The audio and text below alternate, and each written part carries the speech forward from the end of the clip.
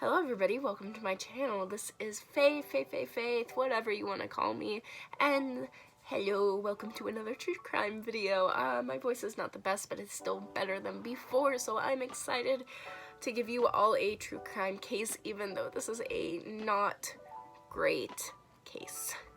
I would like to give viewer discretion beforehand. This does include themes of gruesome acts towards a 3-year-old girl, and even possible sexual abuse towards her.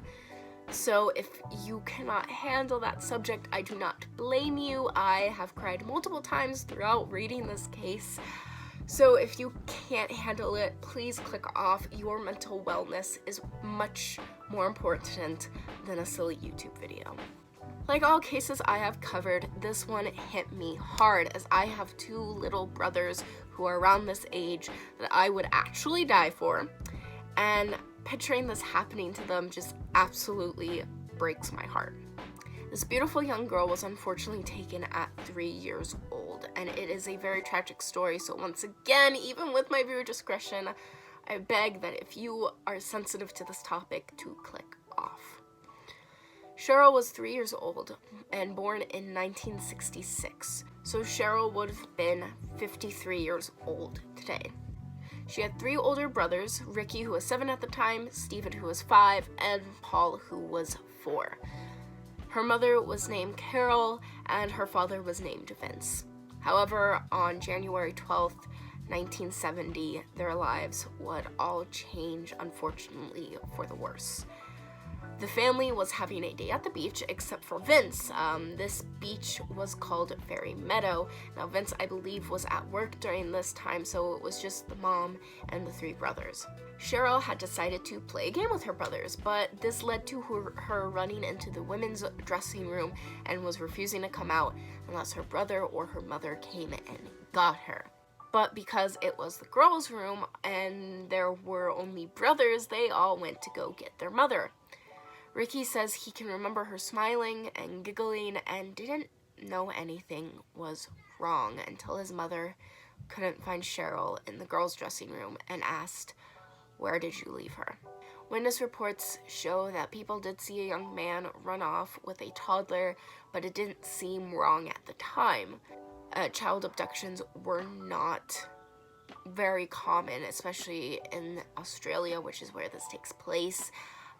So it wasn't a thing that happened, and so people didn't blink twice when they saw someone running off with a toddler.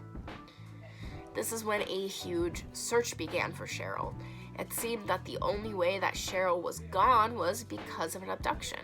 The police had originally 4 theories: that she had ran off and fell asleep somewhere while playing with her brothers, that she ran into the ocean and was carried by the currents, that she fell asleep in a waterway, or that she was kidnapped. Quickly, the first 3 theories were dismissed, and police searched for a blue Volkswagen that was seen at the scene. Almost 18 months later, a 17-year-old boy came forward to the police. He said that he had kidnapped and killed Cheryl after taking her from the changing area. He claimed that he picked her up, covered her mouth as he took her to a small creek where he had gagged her with a handkerchief and shoelace and tried to molest her.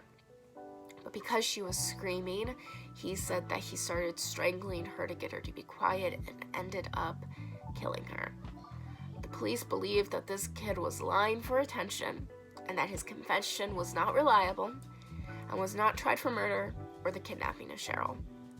In 2011, Cheryl was officially declared dead because it had just been so long since they had seen her. But a revival of the case happened when 2 cold case detectives decided to look into the confession and found the now 65-year-old man. He asked why they were there, and the detectives responded with, "You tell me." He responded with, "It's something I did when I was very young, which I regret every day of my life." If that isn't a confession, I don't know what is. They charged this man for the kidnapping and murder of Cheryl, and he pled guilty. But his attorney had asked for the confession from 1971 to be withdrawn because it was made when the man was in his youth and couldn't be taken seriously as he had just ran off from home at the time. When this evidence was thrown out, the charges were withdrawn in 2019 and he walked free once again. The brothers still blame themselves, and their father for the longest time would drink and blame them for leaving her alone, saying things like the mother and brothers lost my baby girl. I would ask her brother Ricky repeatedly why he had left her alone.